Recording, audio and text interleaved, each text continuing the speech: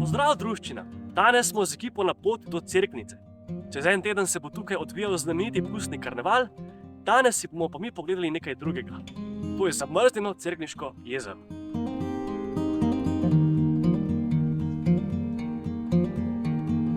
Cerkniško jezero je eno največjih prisehajočih jezer v Evropi. To pomeni, da del leta jezero presahne. A še vseeno je v povprečju polno vsaj 8 mesecev. Jezero se napolni, ko je dotok vode večji od dotoka vode iz jezera. Močne jesenske padavine ga lahko napolnijo v samo 3 dneh, spomladi pa na polnjenje jezera močno vpliva taljenje ledu in snega. Kot vidite, sem danes oblečen kot eskim. Trenutno je tukaj na Cerkniškem jezeru okoli -5 stopinj, občutek pa je vsaj -20. Res si je težko predstavljati, da bo čez en teden tukaj v Cerknici na stotine mask rajalo na tradicionalnem pustnem karnevalu.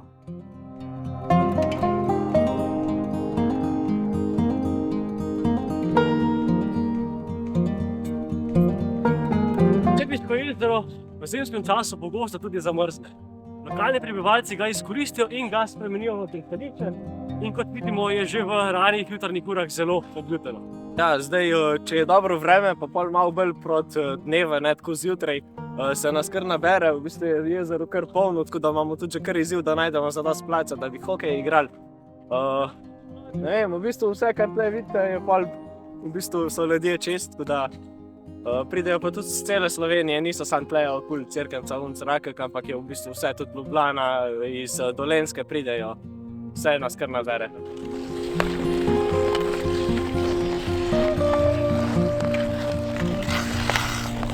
Voda v Cerkniško jezero priteka po več različnih poteh. Vsi pritoki, razen enega, so kraški. To pomeni, da do jezera pritekajo pod zemljo. Večina vode priteka iz Bloške in Vidovske planote. Edini površinski dotok jezera pa je reka Cerkniščica.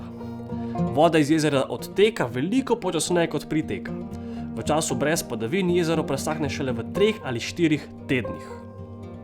V normalnih razmerah je Cerkniško jezero veliko 20 kvadratnih kilometrov. V času jesenskega deževja in spomladanske otoplitve pa lahko njegova velikost naraste začasno na kar 26 kvadratnih kilometrov, kar ga naredi največjega v Sloveniji. V času visoke vode na Cerkniškem jezeru nastanejo 3 otoki. Mala Gorica, Velika Gorica in otok, ki je za mano. Vasica Otok je tako v času visoke vode edina otoška vas v Sloveniji. To je vaša vas, To je naša vas Otok. Okej. Koliko je prebivalcev v tej vasi, kaj veste? Prebivalcev. Približno, ja. Zelo malo. To je bilo leta 2000. Ja, se to je že nekaj nazaj, ampak še vse. In sem mogla avto tam parkirati, pa peš, mene je bilo tako strah. So tudi medvede tle, ne, to ni tako, da bi krne. To pa res je. Ta paščovni recimo, to so kaj Vostagla ščovni. Tako ne imate, ker pejte se, ne 3. Aja?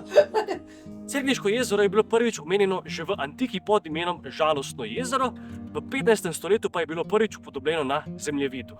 Janez Vajkard Valvazor je prvi podrobneje raziskal in opisal jezero, njegova dognanja pa so mu zagotovila mesto v prestižnem londonskem društvu raziskovalcev.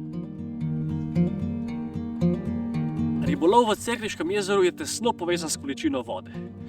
Leta 1655 jezero že kar 5 let ni presahnilo, tako da je bilo polno rib in rakov. Legenda pravi, da je knez Egenberški s enim samim metom mreže v vodo ujel za 20 vozov rib. Delovanje človeka je močno vplivalo na presihanje jezer. Skozi stoletja si je človek prizadeval, da bi bilo jezero čim večji del leta suho, tako da bi ga lahko uporabil za kmetovanje in pašnjo. Rezultat tega so bili številni poskusi izsuševanja jezera, katerim je sledilo še bolj intenzivno presihanje. Zaradi tega je od leta 1910 dalje jezero presahnilo vsaj enkrat na leto, predtem pa je presahnilo enkrat na nekaj let. Ribolov je bila pomembna gospodarska panoga na območju Cerkniškega jezera. V času Valvazorja je veljalo, da se rib ni smelo loviti, ko je bilo jezero polno vode. Šele, ko je bila voda dovolj nizka za ribolov, je zvonik v cerkvi svetega Kancijana naznanil začetek ribolova. To oznanilo je veljalo samo za prebivalce vasi Gornje jezero, ki so polovico svojega ulova darovali deželnim gospodom. Zatem je zvonik v cerkvi svetega Janeza, ki stoji za mano, naznanil začetek ribolova tudi za ostale prebivalce Cerknice in okoliških vasi.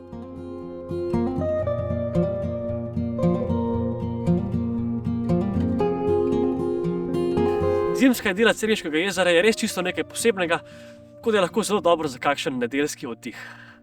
Upam, da smo vas v današnji epizodi navdušili, da boste obiskali ta biser naravne dediščine. Lepo bodite in srečno!